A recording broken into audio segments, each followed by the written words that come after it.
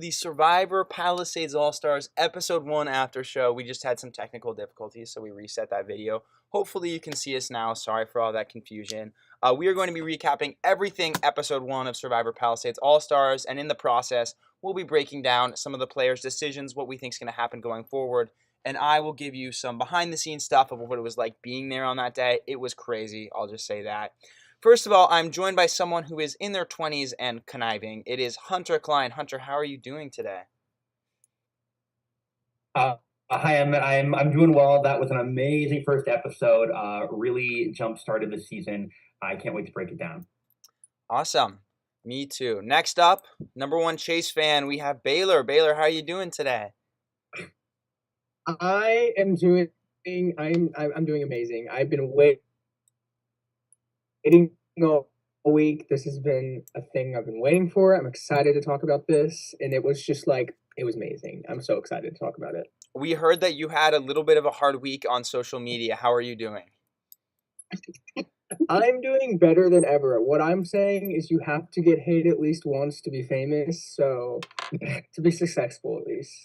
There you go. All right. She floats like a butterfly, but she stings like a bee. Bella, how are you doing today? I'm doing great. So excited to be here. I feel like episode 1 was literally the perfect way to start the season. So I'm ready for what's yet to come. Amazing. All right. Well, we are just getting started today. We're going to break down the first episode. Let's start with the marooning. They come in on these cars. We see the first 4 group, then the next 4 group, then the third group. Tell me a little bit of your guys' thoughts on the marooning going through that opening. Did it feel epic? Were you ready to get the season started? What were you thinking? Baylor, I'll go to you.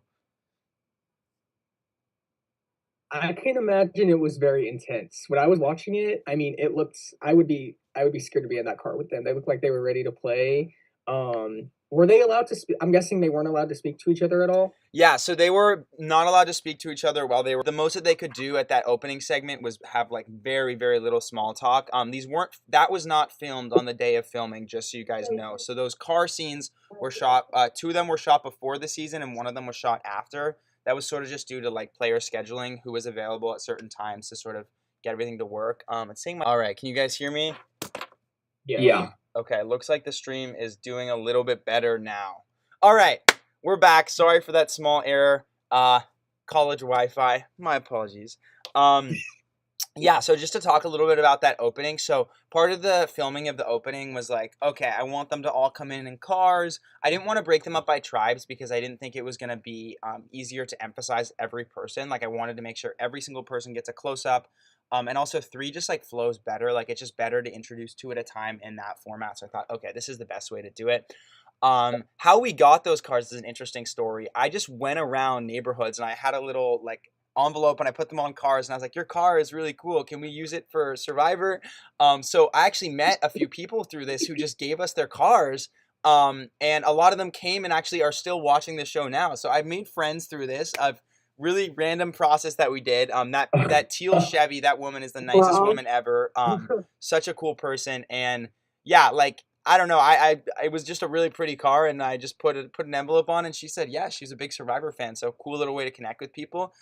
The way that we like decided to put people in certain cars depended on 2 things. 1, like the producing, and then 2, just people's availability. So I kind of knew no matter what, I wanted Sean to speak first because he's like the original like first Survivor Palisades player. So he was always going to be in the first car. Then I sort of balanced it out with people who I thought would be like talking and maybe people who were not going to be talking. There were certain people who I assumed no matter what storyline wise probably didn't need an opening confessional. Some people are like more open confessional core anyways, stuff like that. And then a lot of them was scheduling issues. So for example, I talked about Anna. She could only do it afterwards because she was in college. I talked about that in the last podcast, so stuff like that. But yeah, the vibes were pretty electric, like riding in. The teal Chevy one, that was filmed the day after, but that was like just such a pretty car. Like it was so fun to ride in the back. And then the drone guy is so talented. And it was just, yeah, it was super cool to shoot that. I was a little confused for a second, like, wait, these are not the tribes. I was like, wait, they're just driving there. Yeah. Yeah, and apparently I was watching it. I did a watch party here, and a bunch of people were like, oh my God, I thought those were the tribes. And then when I said they weren't their tribes, they were like super surprised. And I was like, All right, that's a good. I guess a little bit of extra drama. I didn't even mean to like manufacture, but it works. I think the Cars was a very good choice because I literally was watching. I was like, "Dang, these cars are like cool. Like these are. I don't know how they did it. Like it really added to like the atmosphere. Like it was 100% worth it to like go the extra mile to get a cool car I'll for take it. them to be Yeah, in." and no real It was very production epic. cost too. So it was just got cars for free, which was really really nice. Yeah. Okay, I'm just checking the stream because our Wi-Fi has not been great today, but that's okay. Let's dive into the players in the episode. So right when we're walking in, Vanessa goes, Gage and I had an interesting relationship the first time we played. We see this as a recurring theme throughout the entire episode. Let's just dissect that a little bit. Let's just talk about Vanessa and Gage, one of the highlights of this episode for sure. What was it like watching that? I know a lot of you guys thought maybe there's some room for them to work together. They did not work it out in the remix. It did not happen. I thought there was going to be some room to grow, but it seemed like from the start they were very both like, oh yeah, we don't talk to each other. It really felt like they were just kind of like they wanted to try, but then they were also just looking for a reason to just like throw the other under the bus and like target them, which makes sense considering their history. So I wasn't too shocked. Maybe bummed, but yeah. Yeah, I loved it though because it just brought me back to David versus Goliath. Like it literally was just like watching it all over again, and it was just amazing. Like it was funny. Yeah, I mean, Gage and Vanessa hadn't seen each other in 3 years, and for them to just pick up and be so committed to just like beefing right away again was just amazing. Okay, so we get to like brother sister energy. Totally. Yeah.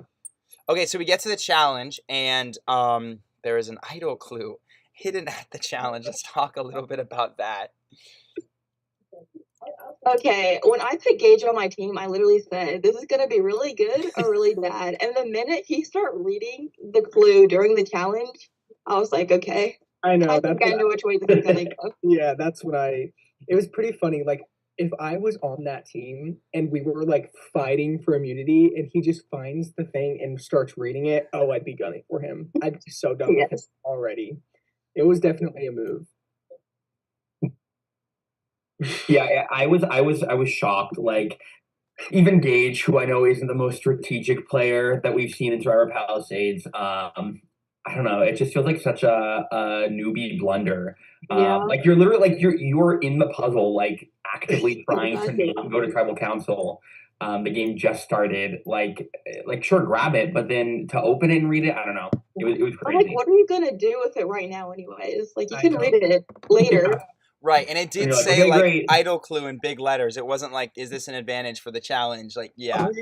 Are you serious? That's what I was just about to say. It was like maybe he was thinking it was like an advantage for the thing, and I was like, okay, I get that. But if it said idol clue, that's like the kind of grade in the Bible. Like that's crazy. I mean, yeah, talking about Gage's advantage history, he has found so many things. Everything that he pretty much can find, he does. He had the advantage last season. He had the idol last season. The advantage was hidden in the challenge. I think he's the only player in Survivor Palisades to find an advantage hidden in the challenge. So that's pretty impressive. I mean, up until this point, I guess you could say. But he's good at finding them. It definitely was an interesting choice. It was sort of hard to see. So, at the beginning of the game, at the beginning of the day, obviously the production is there for the first time. So our filming capacity was not the best for this first challenge. It was a lot of editing over stuff because it was the first time we were filming a challenge. A lot of people were new to it. So we didn't have close-ups on the cast the whole time, but you hear them from afar being like, Gage, read it later, put it away. Which I think was really funny, but I totally remember. Yeah, they lock in. Exactly. Yes. Yeah, and you also hear Anna go, wait, we need to stop talking about it because they're going to see it. What she was referring to is see the other piece of paper for the Yara tribe on the other side. So as I said, it was kind of hard to see how it was filmed, but there were 2 pieces of paper there. Yara just did not see there. So their idol clue was not initially at their house. It was at the camp. Or sorry, not initially at the camp. It was at the challenge, but nobody found it. So that was a little bit of a missed opportunity there. I do have a question. Yeah. If the blue team Gage was on the blue team, right? Yeah. Okay, if the blue team saw the other clue, say like Anna went around and picked it up, would you have allowed that to have two idol advantages? So they asked me on that day. Their clue wouldn't have helped because it would have given them the clue to the other cam. So it wouldn't have given them any actual help in the game. The rule is you can't leave your mat like unless you're solving the puzzle. Obviously that rule would have been like if someone on the back of the puzzle went to go grab the idol clue, of course they can do that. But I think they assume like, okay, I'm not gonna leave my post to steal the other team's clue. But Abigail was whispering to Dylan for sure. She was like, "Can we do that? Can we do that?" They ended up not doing it, but maybe it could have been done. I don't know what I would have done. There were so many elements going on that day. I mean, you see Jeff, sometimes when the rule breaks give entertainment, he just lets it happen. So yeah. How do we feel about Red winning? Was that expected? I mean, Sarah and Stratton were just like absolute warriors on that puzzle. I kind of expected it, but like in the best way, because like I was also like kind of manifesting it, because if Red loses, I'm cooked. Like it's my whole draft, so I'm kind of just manifesting them win everything until merge. But yeah, I felt like it was pretty close up until the puzzle. Then like what is it? Yara is the red? No, yeah. Yara's red. So I was happy. I was happy.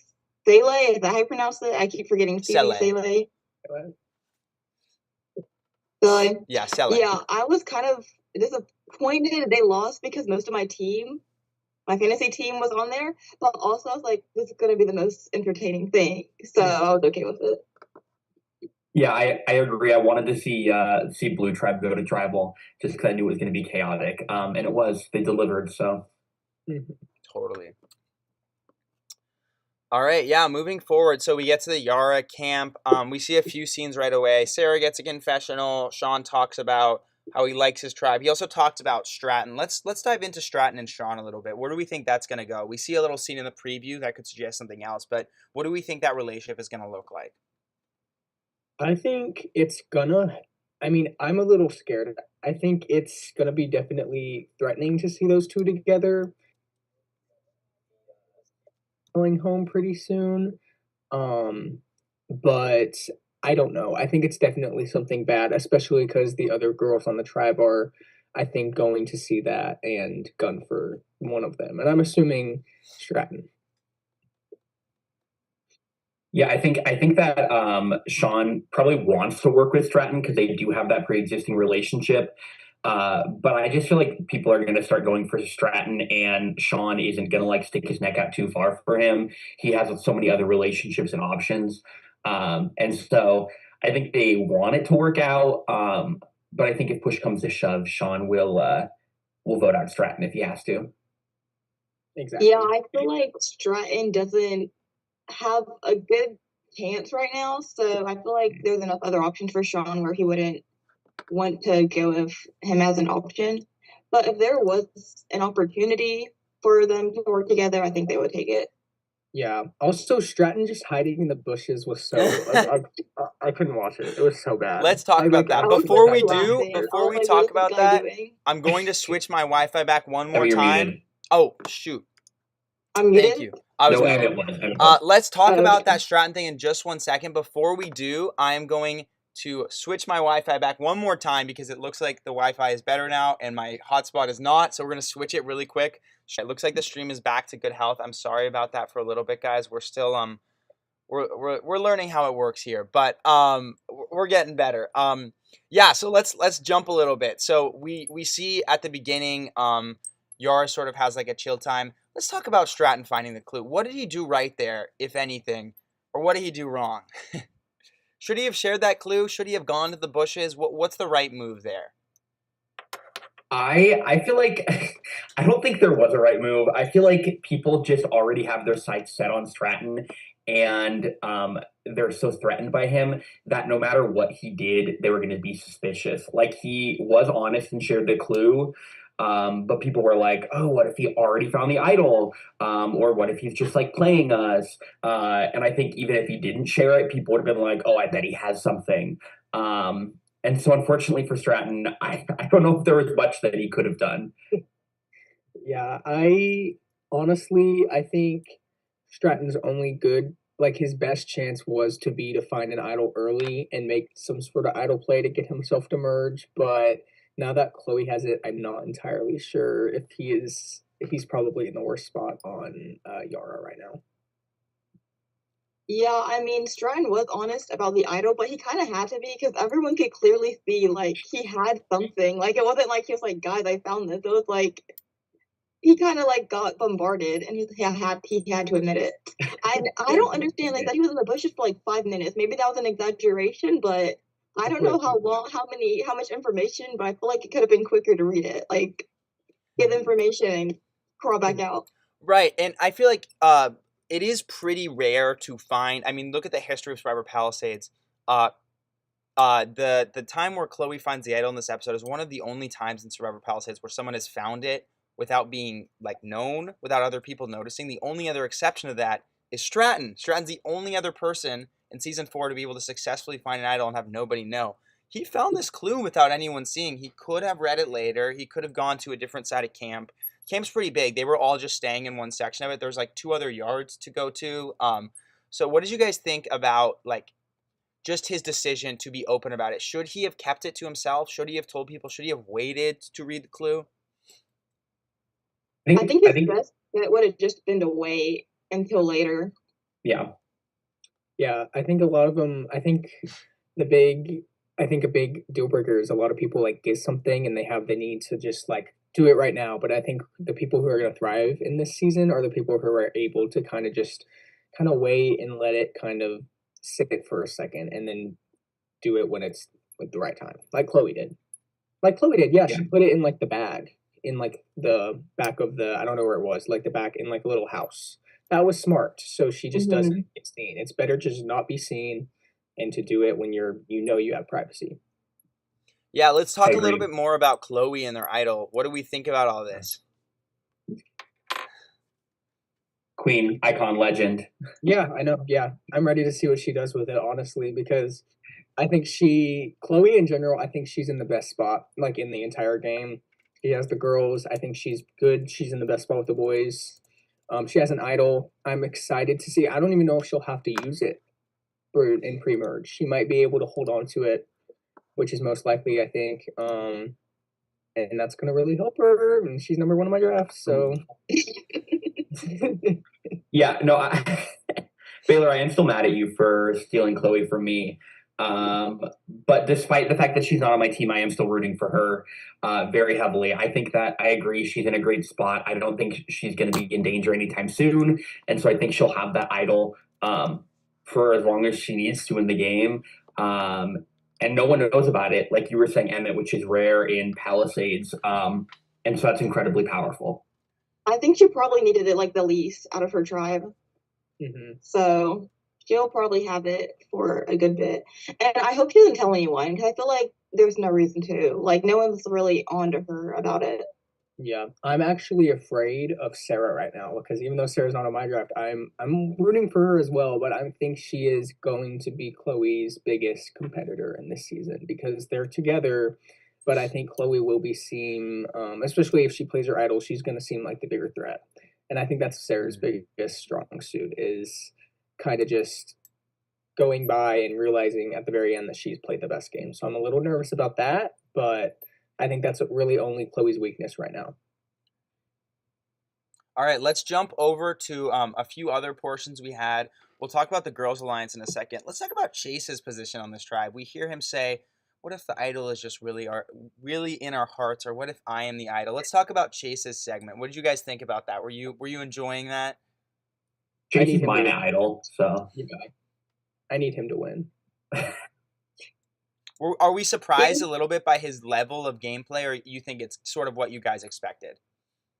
It was kind of what I was expecting. His lines definitely made me laugh. But yeah, he gave the same energy as last time, but less tired. And yeah, he's not like, to be fair, he's not in a horrible spot in his tribe. No. He's definitely right in the middle, and I think he can definitely make it to merge at least. So we can see what will happen there. Unless, I could be wrong. He gets voted out next episode. I don't think Chase's issue is going to be like going home. I think that he's almost like guaranteed to make it pretty far. I think his biggest challenge is going to be like figuring out how he can get to the end with a combination of people that he's going to beat. Just because the gameplay is going to be so high level and everyone is such a great player. And he just kind of like, I don't know, we haven't seen him turn that side on, that strategic side, and he's going to have to if he wants to do well. But I don't I'm know. interested if he's going to be able to make a move of his own and not just be a part of a bigger one. Yeah, so I hope he can. yeah, Chase is the only player here we don't see initially talked about in a group. We talked about maybe Sarah and Chase being in alliance preseason, but we see Sean and Stratton talk about, Sean talking about his relationship with Stratton.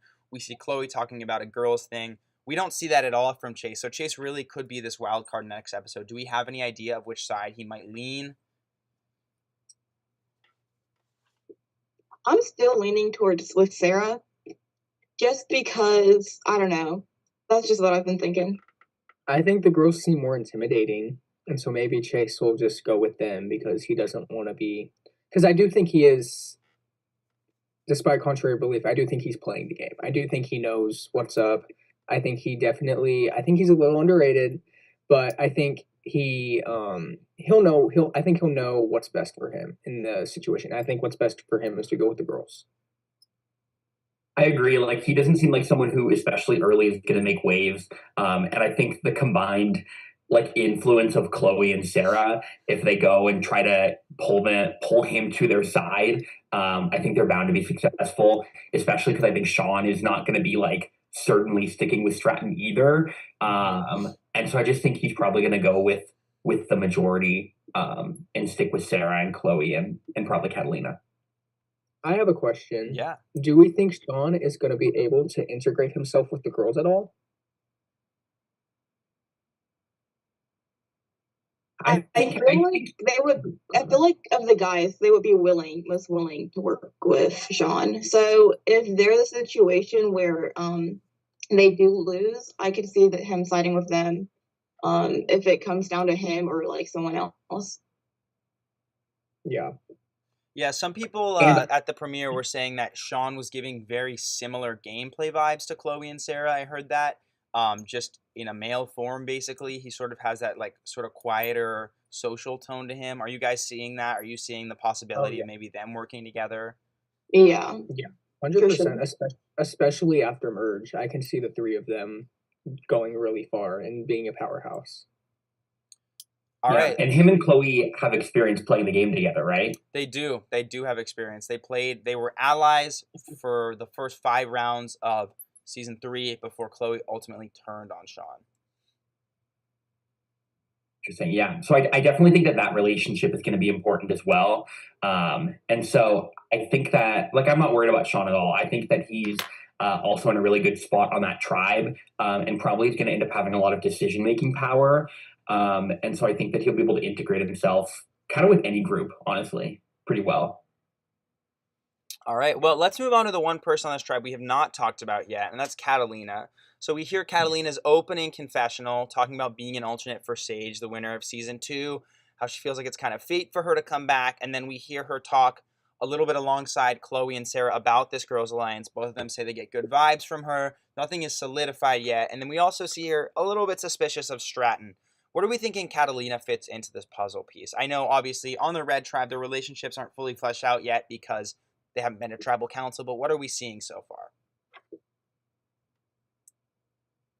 I was expecting her to be more chaotic, but she was actually surprisingly kind of calm. But that's probably has a lot to do with them not going to tribal. When they do end up losing inevitably, I feel like she will probably. Remind me who she was talking about when she said rivalry. Her revenge arc would sort of be most similar to Sean and then maybe Chloe. Okay. I do think it was more geared towards people who aren't on this season because she didn't know who would be on the cast before it happened. I think she was more talking about Zach and Luke, but maybe a little bit of Sean in there. Okay. Well, if Sean did end up working with the girls, I feel like she could get over that and maybe work with them as well. And still get kind of like closure in that. by working together, and maybe later down the road she can get her revenge and vote him out. Honestly, I can see a universe where she really wants to take Sean out, and Sean is able to integrate himself with the girls, and then the girls turn on Catalina. I can see that definitely Mhm. happening as well, because I think if she, pulls an Anna, she goes a little crazy during her tribal council, during her round. I do see her, maybe other people kind of seeing that she's kind of a loose cannon. So I think that could happen as well. Yeah, I agree. We'll have to see how she reacts when they go to tribal. I think that the best move for her would be to realize the benefit of sticking with Sarah and Chloe and just kind of locking in with them, at least for now. But if she gets like that revenge mindset fueling her, and she tries to go for Sean, then maybe, like Baylor was saying, that the girls might just pull Sean in instead as a more stable alliance member. All right. Well, I think we should move on to the real epicenter of drama. Let's go talk about Sele, the Blue Tribe. We're going to start at the beginning. So we walk in, they lose the challenge. Dylan and Abigail talk about sort of losing. They don't even introduce themselves. They don't even stand in a circle. They just walk away. They just walk away from each other and start looking for the idol. What a chaotic group of people. Let's just start talking about those first initial moments of that tribe. We see the idol search. Ella Rose is like, everyone just started looking, and then we hear a little bit about Abigail. Let's go ahead, Baylor. What do you think? I honestly think that's like the big reason of why this tribal was like this tribal, is because they didn't talk as a group. They just all split up and started talking in tiny little groups. Like that's why it went so crazy, is because there wasn't a uniform voice talking for everyone. Because I think if that would have happened, honestly, I think Gage would have been able to like fill that role like he did in David versus Goliath. But there wasn't, and I think that was Gage's downfall at the very end. I imagine there was probably some like panic of like we just got here and we're gonna go to tribal council in like what is it, Emma, like 30 minutes probably? Yeah, 35. Yeah, and so there was probably so much like I do not like want to go home. I do not want to be the first person out. So they were like, screw introductions, like we all kind of know who each other are, and they just like scattered to try to see if they could get the idol. I was expecting more group conversation for sure. It was kind of funny. They all just kind of split up. I'm like, oh, I guess we're finding the idol. But I mean, yeah, that was pretty funny for me. Yeah. I think honestly, yeah, like I think I have a question. What would you say? I was thinking about this for me. I don't know what I would do if I was in the situation. Say I'm just an extra person on this tribe. Would I be looking for the idol as well? Or would I be like trying to talk to everyone? I feel like I would be trying to talk to everyone and just make sure I'm good. I think the culture of Survivor Palisades is like a little bit idol heavy in a way that I don't know why it is. I certainly did not push this, but I guess maybe because you're at a small camp, it's like you can't really hide that you're looking for the idol, so you're just gonna do it. Yeah. The first round really is awkward. I mean, they spend their first 10 minutes of this round looking for the idol. Like they do not group up and talk for a good portion of the game. So yeah, I mean, if I were playing Survivor, I surely would be looking with someone, not by myself. I would be talking 100%. If looking is sort of the group decision, the culture of the game, maybe I'd be looking, but I would not be looking alone, I would say. Yeah, I agree. I mean, if you can, get two birds, one stone and start building alliances while also looking, then that's great. I feel like the fact that, like you said, I mean, the culture is just like everyone kind of looks, and it is a small camp, so you can't really hide it. That raises the question of like, is it even worth it to find an idol and put yourself like on everyone's radar? Like if you can do it like Chloe and be secret about it, then that's ideal. But I think some players probably don't want to stick their neck out too far and kind of get that heat on them. Totally. Yeah, and we see the idol isn't even found in this first episode, which is also a first on Survivor Palisades. So a lot of new things happening in this episode. Let's talk a little bit about Gage deciding to share the clue with Anna and Abigail and Ella Rose, which essentially is everyone, because you don't see this in the episode, but I think it's fair to assume the word can just completely spread. What did you think about his decision to do that? We see his initial read to sort of play like a tool, like I think he said an oath or I want to play like something like that. An oath. Yeah. Yeah, I want to be was useful. confused on what he meant by that.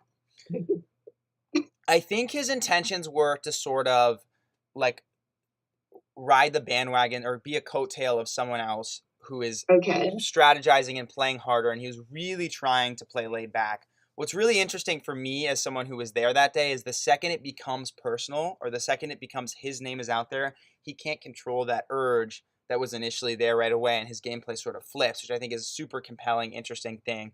And he sort of loses track of, what he wants to do when he's in that fight or flight mode, and he chooses, fight instead of flight. But yeah, let's talk about it. Was it the right decision to share? You see he forms an alliance with Abigail and Anna through that, or can we like align for this voting round or whatever? A sort of alliance with them, and that flashback just kills me because it happens like 3 times in the episode. Let's talk about that.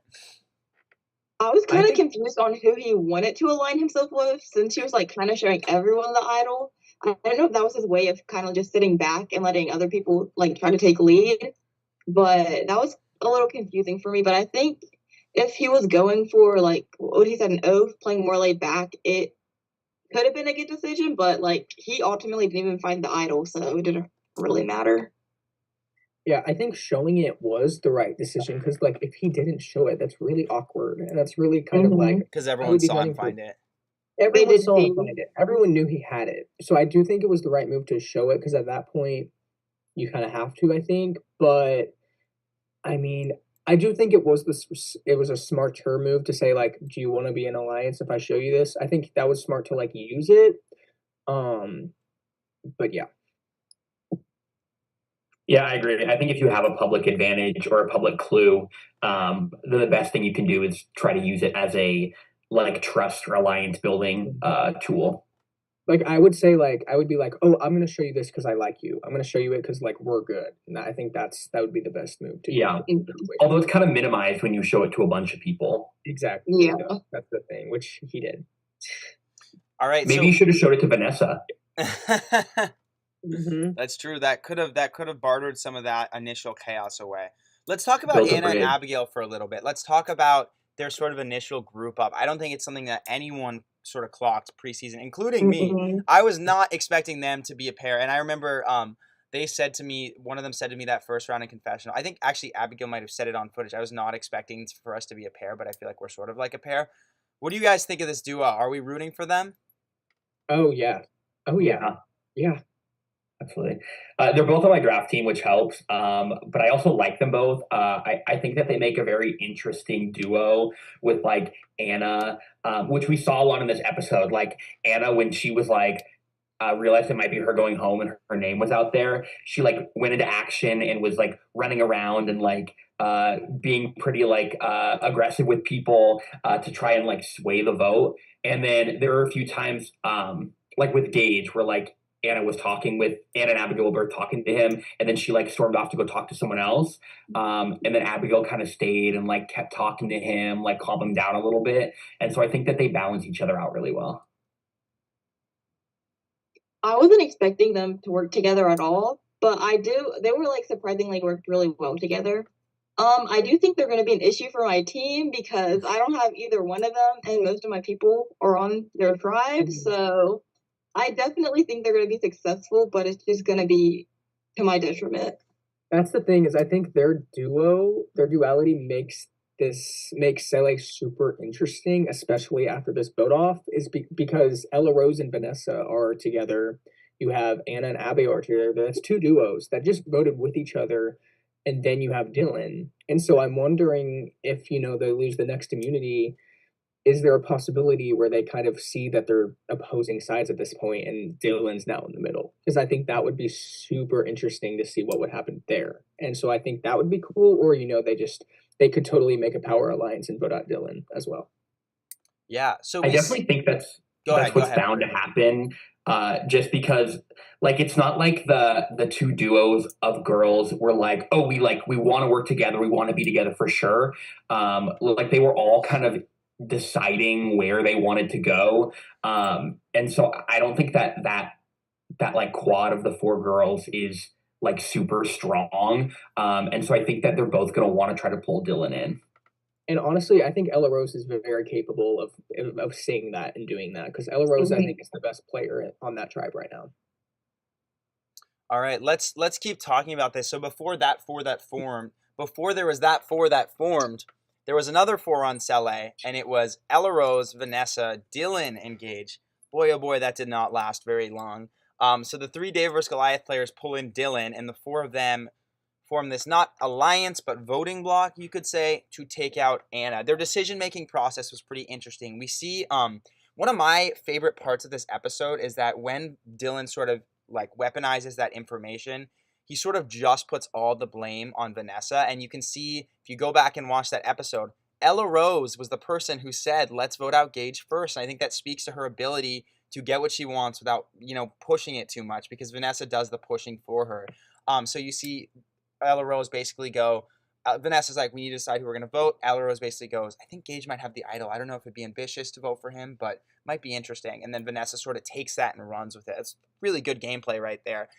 So you see Vanessa sort of push this idea. At the same time, she does throw under the bus Anna during this time, and Dylan sort of steps his foot forward and goes, why don't we just do that? Why don't we just vote out Anna? Talk to me guys a little bit more about that four. I don't know. In the moment, were you guys sad for Anna? What were you thinking? Honestly, that's really interesting. I just want to cut in because, like, I think we can apply this to the actual Survivor. I think Ella Rose and Vanessa show that, I think it's kind of frowned upon to have like an ally that's like kind of crazy and like off their rocker. But I think it kind of shows how it can be really useful if you know how to play with someone who has a loud mouth, because you can just tell them something very little, plant a tiny little seed, and they will do all the dirty work for you. So I think it really shows that like Ella Rose has a really good ally in Vanessa, and like a good almost shield, because she can just let Vanessa do all her talking for her. I was a little worried for Vanessa in this moment because I didn't know if it was going to come back, that she was kind of playing both sides. But it ended up just being Gage, so it worked good for her at least. And then her and Ella, I see her more as a shield for Ella, but I could see Ella Rose wanting another ally and maybe Dylan, because I feel like she could like talk more and strategize more of him compared to Vanessa. Yeah, I think it was interesting. Emmett, you were pointing this out the other day too, that with those like 3 different duos that formed, each one consisted of one of the people that we identified preseason as being more chaotic, and then kind of the more calm ones. So like Vanessa and Ella Rose is a similar dynamic to Anna and Abigail, and then Gage and Dylan as well. And so I think that, and like we saw, like Gage was targeted over Dylan, and then Vanessa was targeted over Ella Rose, and then Anna was targeted over Abigail. And so they all kind of have that like same like dynamic in their partners. Yeah, I didn't think about that, but that's like really cool, because it's like it's kind of just like the puppet masters, and then they have their puppets kind of fighting each other. That's kind of what that tribe was. It's very interesting, and I think it is like one of the coolest tribe dynamics in Survivor Palisades that I've ever seen. Let's jump back to the Ella Rose and Vanessa thing. Do you think there are some downsides potentially for a player like Ella Rose for like guilty of association for being close with Vanessa? Could that get her in any trouble? I don't think so. Yeah, I don't really think so either. I think that if people are like, I think eventually people are going to start targeting Ella Rose, but I don't think it's going to be because of her partnership with Vanessa. I think it's just going to be because they know that Ella Rose is a threat.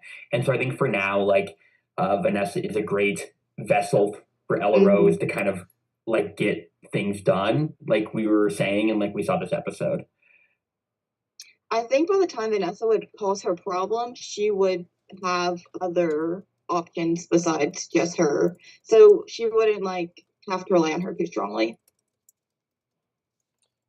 Someone in the chat was asking when episode 2 is. So episodes are every Thursday at 5 p.m. Eastern / 2 p.m. Pacific.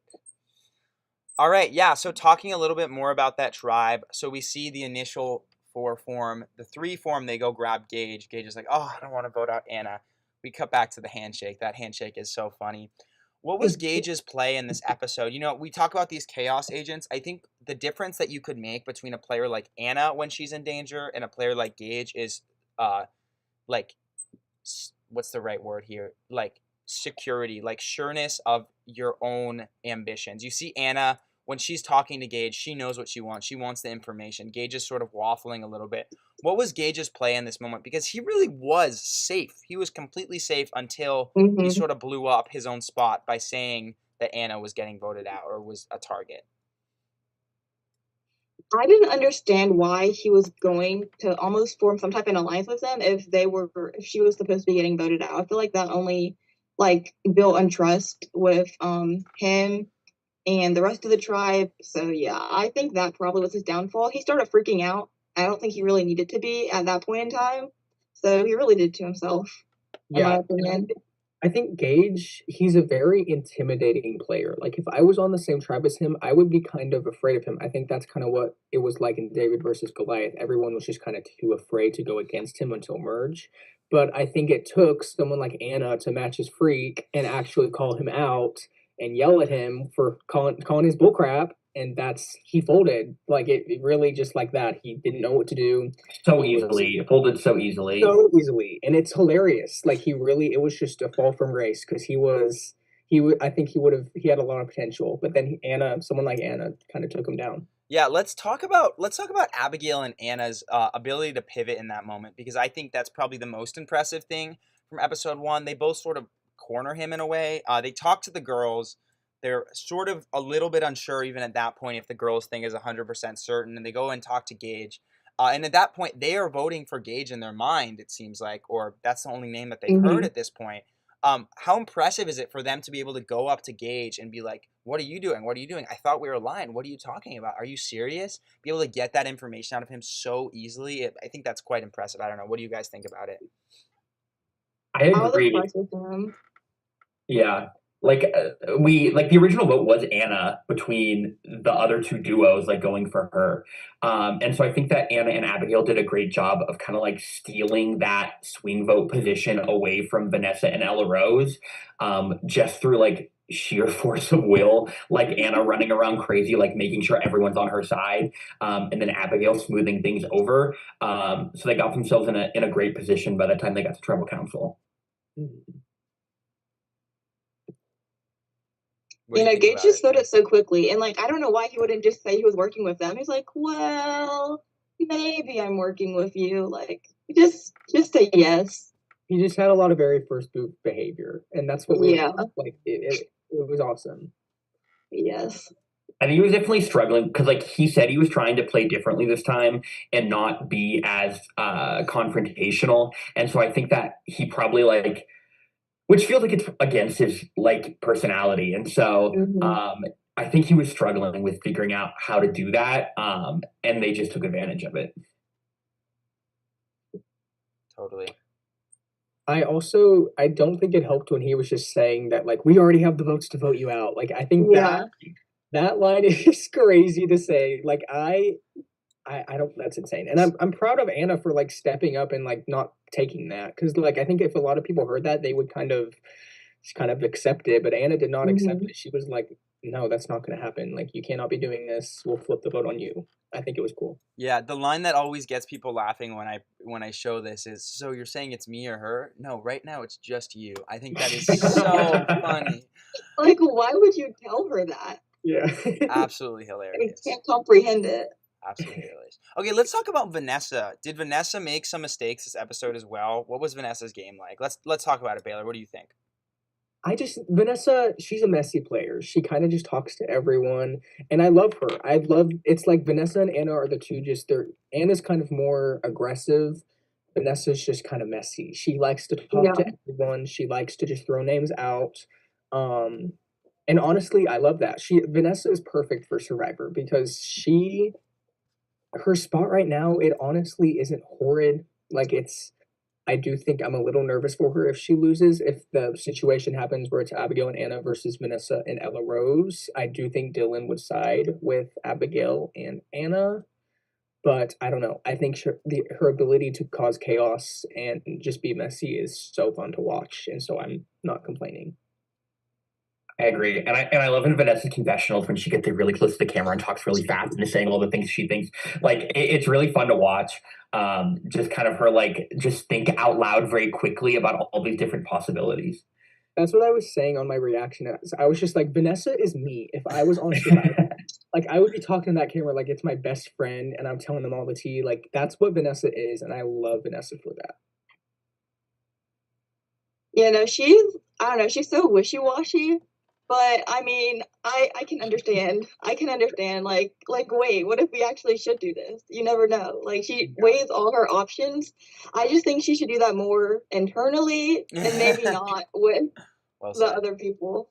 Yeah, we Yeah. see Vanessa definitely make some mistakes this episode, I would say, in terms of being like hyper aggressive.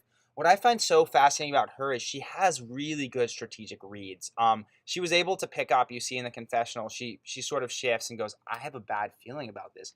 I think we should shift the vote. I don't think we should be voting for Anna. She sort of understands that there is some pressure on her from the boys and that they maybe don't fully trust her. So she does definitely see the game in a very high level, which I think is super interesting. It's funny, Ella Rose and Vanessa, that conversation, the reason that they're gone when a lot of like the fighting is happening, like where's Vanessa and Yeah. Ella Rose?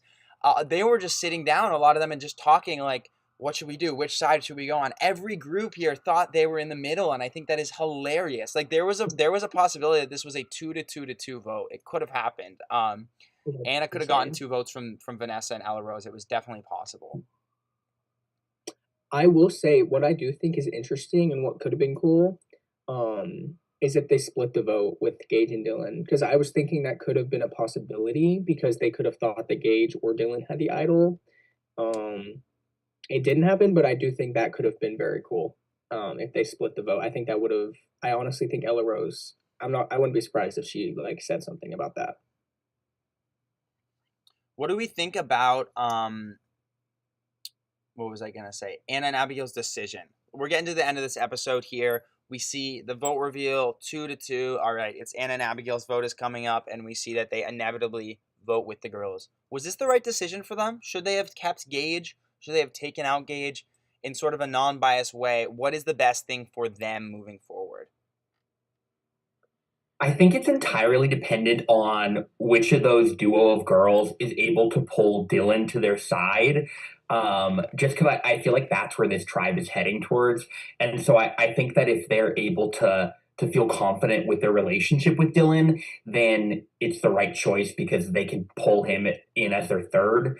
But they also had some legitimate like concerns about Vanessa and Ella Rose because they are dangerous players. And so I think ultimately for this vote, it was the right call. But if Dylan doesn't side with them, then I guess in hindsight, it'll be bad. I feel pretty similarly. I think for this vote, they had to do Gage. It was kind of the only real option. But I don't see long term a true all girls alliance happening for this tribe. So it is really going to come down, I think, to what he decides he wants to work with. Yeah, and also I need to give Emmett his flowers for the names at the tribal council. I thought that was so cool. Having like all the names that were voted out years before. I thought that was the coolest thing ever. I was like, how can I make this look like bigger on a low budget? And I was like, let me just take all the votes I have from because I've kept them all. So yeah. It's cool. Yeah, I appreciate it. Yeah, that was really cool tribal council set design. I thought that was awesome. Yeah, and hiding the cameras and everything was a complete that it was hard. I don't know if you guys saw it. There's like you might have been able to see a camera. We had those like cornhole things and then like leaves over them. All the cameras are under there, like at the contestants. Wow. So wow. Yeah, funny little setup. It took a lot of planning, but we figured it out. There were like 6 cameras stuck back or in some capacity stuck back there at the players. So yeah, I would say tribal is. That's why there were those leaves. Yes. Some of the camera shots. Yes. Okay. Yeah. Pay attention to that next time, everyone watching at home. The 10 of you, and you'll see. You'll probably be able to see a camera if you look close enough. But yeah, I think tribal is 10 times more fun and 10 times more narrative with the close-up. So I'm super glad that we have so many more cameras and so much higher quality footage this year because it just makes the story more fun. I feel like. Mm-hmm. All right, let's talk a tiny bit more about the Blue Tribe. So we have Dylan, who's on the outs. What do we think he'll want to do? So he was lied to by both groups. He voted for Vanessa, so that could be a sort of wedge that could be bigger. But Anna and Abigail did shake on it and agree to it. We also see the preview where Vanessa goes, she flew too close to the sun, basically meaning she heard what he was saying in his voting confessional, where he puts it up and goes, came on too strong, flew too close to the sun, goodbye. So there's definitely going to be some friction there. We also see her in the preview go, boys can be very strategic, as we saw last round. What side do we think Dylan's going to fall on, if any? I truly, and I mean truly, have no idea. That's what I'm really excited to see. Is like I can make a case for either sides. I think Ella Rose will be really. I think Ella Rose and Dylan are very similar to an extent, and I think that he can definitely gravitate towards Ella Rose in that aspect. But I also see a universe where he goes with Anna and Abigail. Do I think do I think Dylan is in a good spot in general in the entire game? Absolutely not. I don't think he's in a good spot at all. He's going to have to make it to merge and make some new alliances. But as of right now, I have truly no idea what he's going to do. I think it's gonna come down to who ends up finding the idol. I think he'll probably align with most likely whoever does find it. So because that's gonna be harder to vote someone out. So yeah, I think it's gonna come down to that. Because have they found the clue? They have found the clue, right? They all Yeah. know Gage's Yeah, clue. Gage shared it. Yeah. So I don't know. I don't know if it's like hidden so good, but I think they need to find it, and that's gonna kind of help determine who he aligns himself with. Yeah, that's I a think great what point. could be what could be interesting is if Dylan finds the idol. That would be good. Yeah. That would be good. I also think the Dylan Abigail relationship is going to be really important. If I had to bet, my gut says that he would go with Anna and Abigail, just because, again, like Emmett was saying, Dylan did vote for Vanessa, so there might be some friction there. And then also, like, Dylan and Abigail have that history of playing together too. And so I feel like he might gravitate more towards her, but also, like you guys were saying, Ella Rose is like so convincing that I think it's just whoever between Ella Rose and Abigail does a better job of like reassuring Dylan and pulling him over is who's going to win him. Let's play some devil's advocate here. What if none of this happens? What if something shifts completely? What if Ella Rose and Abigail align? Or what if Anna and Vanessa align? Could we see any possibility? You know, you guys have compared Vanessa and Anna a little bit to each other, and Abigail and Ella Rose to each other. Could we see any intermingling there?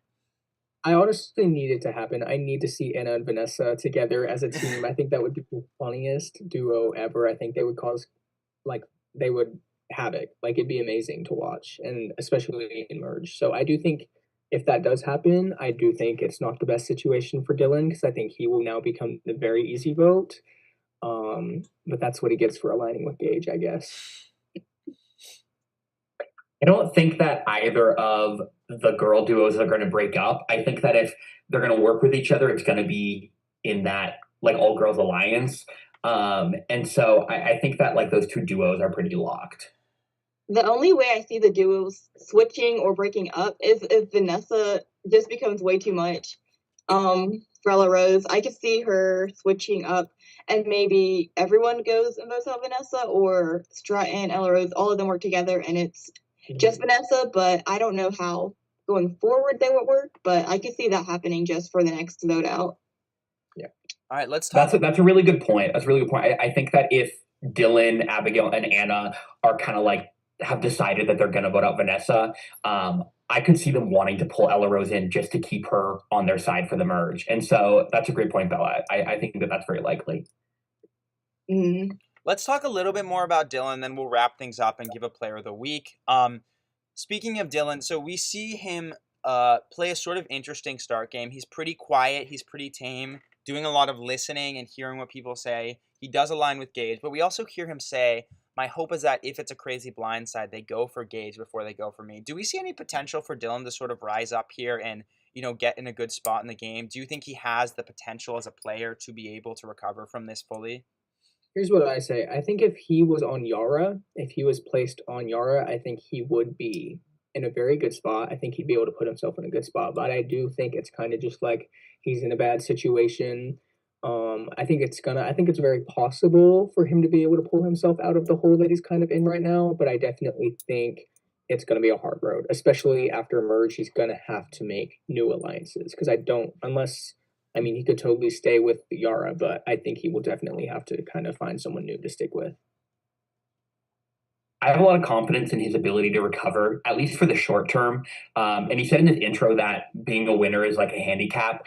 I think eventually that's bound to catch up to him. I don't think anyone's especially threatened by him at the moment, but then I think when they hit Merge and they're just like looking for a reason to get rid of someone, having that winner label is not going to be good for him. Yeah, I think for at least these next couple of tribal councils, he should be able to be okay. I can see like both sides wanting to be aligned with him on his tribe, so I think he'll be okay for now. Once we get the merge, I'm not sure how all the pairings will go. So it really depends on who he aligns with himself with now and who he's going to in the future. All right, awesome. So before we get to the player of the week, we are going to quickly just go over some Survivor Palisades first. We had a couple in this episode.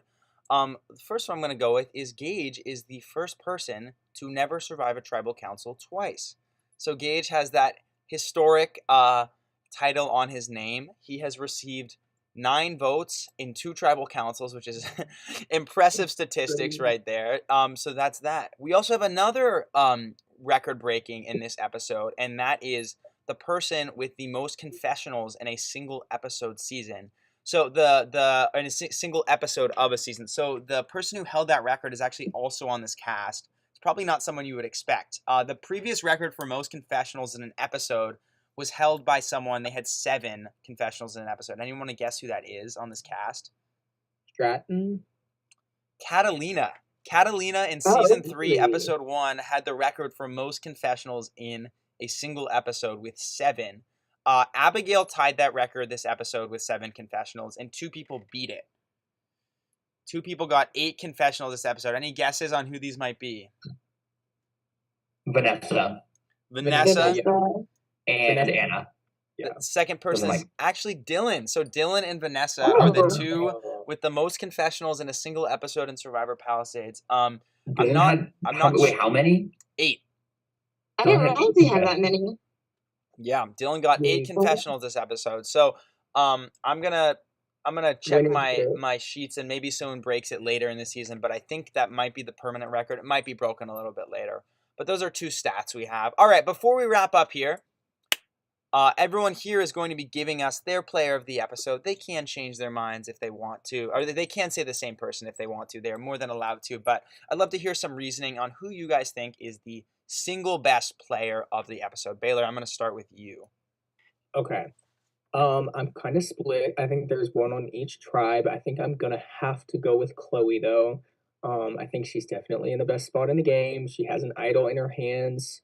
She kind of has everyone on her tribe, I think, wanting to align with her, and I definitely think Merge will go very, very well for her. So I definitely do see her in the absolute best spot in the entire game right now.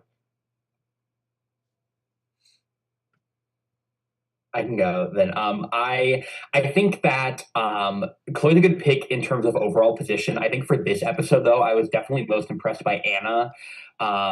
I'm not confident in her long-term prospects at the moment, at least. But I think that she did a great job of like activating and turning it on when she heard that she was in danger. And she really, like I was saying earlier, her and Abigail like stole that swing vote position. And I think that she just like through her running around and being very direct with people, was able to move all the votes off of her and onto whoever her and Abigail wanted. So she's my player of the episode for sure. I'm also going to go with Anna. I was really impressed on because she was really supposed to be going home in my mind, but she completely flipped her. Like, Gage literally told her, we already have the votes to get you out, but she took that as, like, I guess motivation to kind of flip it on him. And yeah, so I think it would be her for me. I also think that Chloe has a really good shot overall, but I'm going with Anna just because she saved herself from going home. I'm surprised no one said Ella Rose. I thought she was like that. She was my number two because she was on the most problematic tribe, the most crazy tribe, and I think she came out of it unscathed. Like she was the least problematic. Like she really her name was the one of the only names that really wasn't said in conversation. To me, though, she like the fact that she could have lost her duo and Vanessa. Like I have faith that she would have recovered still, but I don't think she had like the control over the vote that Anna and Abigail did. That's But fair. I think she set up better like long term than I thought she was going to be. I thought people were going to like want to get her out quicker than they seem to be doing right now. I shouldn't have underestimated her, so I think she's good for a while. Yeah, if it wasn't for Anna, though, I feel like Gage would have been voted out, I vote her for the thing. But yeah, she definitely played good. Unproblematic as usual, and I'm definitely rooting for her. All right, we're really going to super quickly go over every player and give them one of three things. This will be like rapid style, either very safe moving forward, potential risk, or in extreme danger for the next episode. Let's start with Sean. Which one is Sean? Mm-hmm. Very potential danger. That's what I would say. Potential danger. I would say in the middle. What was the middle one? What were the options? It was like very safe. We'll go very safe, somewhat safe, and in danger. Okay, I say Sean's somewhat safe. Somewhat safe. All right, Vanessa's up next. I think she could be in danger. Danger. All right, Sarah. Safe. Very safe. Very safe. Like one of the safest. Catalina. She's somewhat. Yeah, I was gonna say she's all the way down I can see her going home soon. Dylan. I think he's safe. Really? I don't know. I mean, yeah, for now. I think somewhat. I don't know. I would say in danger. I think Dylan's in danger. All right, Chloe. Oh, safe. The safest. Ella Rose. Safe. Chase. Well, somewhat in danger. Somewhat in danger. Kinda, yeah. Chase. The girls are running this season. Somewhat. What do you guys think about Chase? Do you think Chase is safe, somewhat safe, or in danger? I think he's safe. I think he's safe. Yeah, I can see them kind of saying like, well, Chase, let's just take out Chase. But other than that, I think he's safe. All right, Abigail. Safe. Stratton. In danger. He's in danger. The most danger. Going home next. Yeah. All right, and last but not least, Anna. Safe for now. I think. In my biased opinion, safe. I think somewhat safe. I think it could get turned on her next episode if Dylan sides with Vanessa and Ella Rose. So true. I'm not confident yet. I can go somewhat in that case. I'm just saying safe because I'm manifesting her staying for a long time. Real. All right. Well, thank you guys so much for tuning into the episode 1 after show. If you did not check out Gage's exit interview, I'll link that video in the description below. You should totally go check it out. Very, very well spoken, really good sport, and really interesting to hear him talk about his experience. Really just a fascinating person to listen to. He's just such a good speaker. So I always enjoy getting down to talk and sit with him. Really good conversationalist. Episode 2 will be airing Thursday at 5 p.m. Eastern, 2 p.m. Pacific. Every single Thursday we're airing our next episodes. We're going to learn a lot more about the players. It's also going to be very relationship driven as per usual. And we're just going to get a lot more Survivor content out there. So follow us on Instagram, on TikTok. Please subscribe to our YouTube. We're posting pretty much every day right now. We can't wait to get this season going up even more. So yeah, thank you guys so much, and we'll see